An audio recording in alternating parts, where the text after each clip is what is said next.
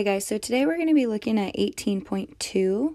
We're starting off on page 855 because I do want to look at the essential question here, which is how do you multiply binomials and polynomials? Okay, so again, 18.2, multiplying polynomial expressions. Okay, so we're going to go ahead and move to 856, and we're going to start with multiplying binomials using the distributive property. So to multiply a binomial by a binomial, the distributive property must be applied more than once. Okay, so right now I want you to just watch. Okay, because we are going to use the distributive property, again, like it says right here, more than once. So I'm going to do it off to the side, and so I have x plus 5 times x plus 2. Okay, so if I'm using double distribution, right, so sometimes we like to call it double distributing. Okay, so I'm going to multiply x and x. So if I multiply x and x, I have x squared. And then I have to multiply my x by my 2 here, right? So I have plus 2x. Well, and if we notice that we're not done because we have a 5 here, right? If we just had this x, we would be done. But because we have this 5, we're going to multiply this too. And that's why we call it double distribute, because there's two numbers in here, or an x, a variable and a number, and we're going to distribute both. Okay, so now that I have 5 times x gives me a positive 5x, and then 5 times 2 gives me a 10. And so in order to simplify this, I'm going to rewrite it, and it's going to be x squared.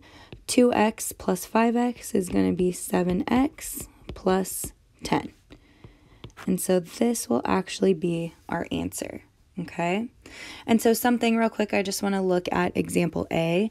What they did was they went ahead and they split x plus 5 in order to show you that they're just distributing, right? So we have our x here, we have our 5 here, and then we combined like terms, okay?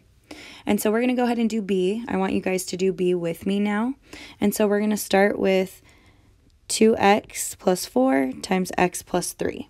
Again, I'm going to do it off to the side, so I have 2x plus 4 times x plus 3, and I'm going to double distribute, but I'm going to start with my 2x. So 2x times x gives me 2x squared. 2x times 3 gives me a positive 6x. Okay. And so now I'm going to look at my 4, and I'm going to distribute my 4. So I have 4 times x, which gives me a 4x, and then a 4 times 3, which gives me 12. Okay, if I combine like terms, I'm going to combine these here, and I get 2x squared plus 10x plus 12. Okay, so this is the way that I do it. We're going to go ahead and go back and do it the way that the book does it, because I do want you guys to see that. And so what they do is they pull the 2x, and then they pull, sorry about that, and then they pull the 4. Okay, so now I have 4 here. So we're going to go back to our 2x. So we have 2x times x, which gives us a 2x times an x, and we have 2x times 3, so again 2x times 3. And before we move on to this here, we're going to simplify what we got going here. So 2x times x gives me a 2x squared. 2x times 3 gives me a 6x. Okay, so now we're going to distribute the 4, so we have 4 times x, and we have 4 times 3. If we simplify that, we get a 4x, and we get a 12, because 4 times 3 gives me a 12. Okay, if I continue on, I get 2x squared. Well, 6 and 4 are going to give me a 10, and I get 12. So again, same exact answer as I got over here, just done a little bit differently.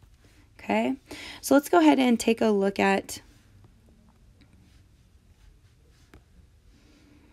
number 3 for your turn. We're still on page 856. Okay. And we're going to double distribute. Okay, so I'm going to start with my x. So I have x times x, which gives me x squared. And then I have to multiply that x to the negative 2, so I get negative 2x. And then I'm going to go ahead and take care of my 1 here. Okay, so I have 1 times x, which gives me a positive 1x. And a 1 times a negative 2, which gives me negative 2. And so if I go ahead and combine like terms, I get x squared minus x minus 2. And I can put a 1 here as a placeholder, and that's my answer. Okay?